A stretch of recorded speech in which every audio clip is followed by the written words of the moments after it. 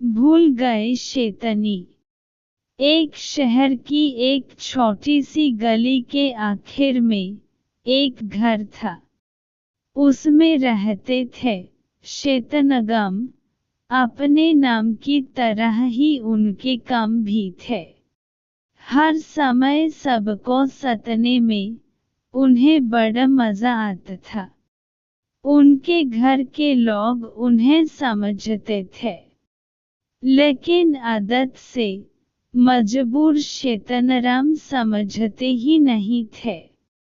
वैसे उनका असली नाम तो सुंदर था, लेकिन अपनी आदतों के कारण उनका नाम शैतानराम ही पड़ गया था। एक बार की बात है, उनके घर के सब लोग कहीं बाहर गए हुए थे। शैतानराम घर में अकेले थे।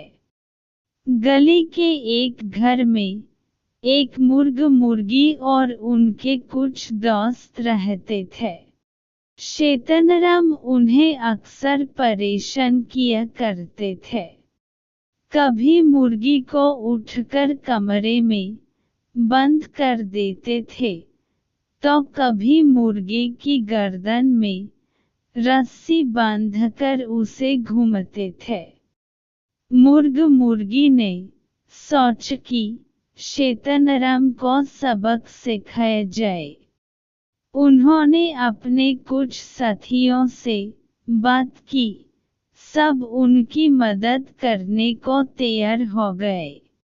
तो मुर्गी ने अपने कुछ दोस्तों को साथ लिया। वे बिल्ली, चूहा, अंडा, कैंची, सुई और गुलदस्ता को लेकर शैतानराम के घर पहुंचे। वे सब धीरे से घर के अंदर चले गए। घर में कोई भी नहीं था। शायद शैतानराम कहीं गए हुए थे। हम लोग शैतानराम का इंतजार करेंगे, सब एक साथ बोले। बिल्ली उनकी रसोई में जाकर छिप गई। चूहा उनके हाथ मुंह धोने वाले नल के ऊपर बैठ गया। अंडा उनकी तौलिया में लेट गया। कैंची सोफे के ऊपर आराम करने लगी। सुई ने उनके तकिए में अपने लिए जगह बना ली। गुलदस्ता दरवाजे के ऊपर जाकर बैठ गया। मुर्गा और मुर्गी दरवाजे के ठीक बाहर खड़े हो गए।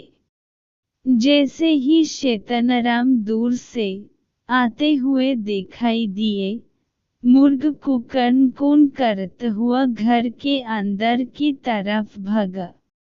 उसकी आवाज सुनकर उसके सभी साथी सावधान हो गए।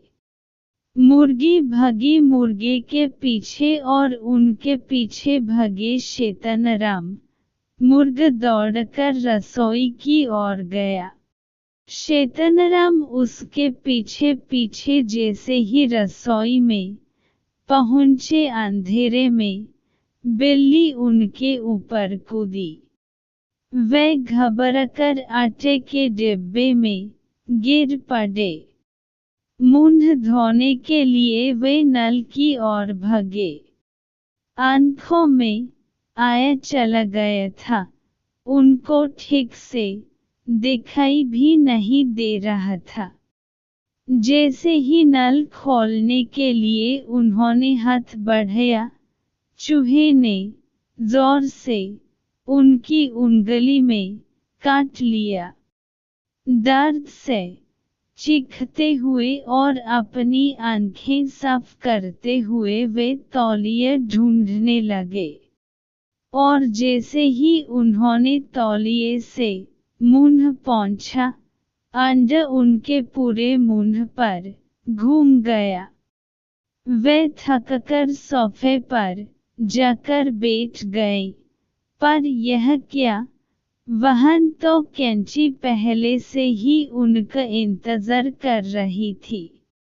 जोर से चुभी तो शेतनराम उछल गए और सीधे बिस्तर पर गिरे।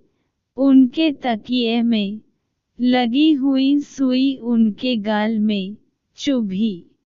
शेतनराम की हालत खराब थी। वे घबराकर दरवाजे की ओर भागे। जैसे ही उन्होंने दरवाजा खोला, पीतल का गुलदस्ता टक से उनके सिर पर गिरा। शेतनराम बेहोश होकर वहीं गिर पड़े। जब उन्हें होश आया तो उनका पूरा घर बिखरा हुआ पड़ा था। आज उन्हें समझ में आया था कि किसी को परेशान करने पर उसे कैसा लगता होगा। उस दिन के बाद शेतनराम ने किसी को कभी परेशान नहीं किया। धीरे धीरे सब उनकी शैतानियां भूलने लगे। आज भी वे उसी शहर की उसी गली में रहते हैं, लेकिन अब उन्हें सब सुंदर कहकर ही पुकारते हैं, शेतनराम नहीं।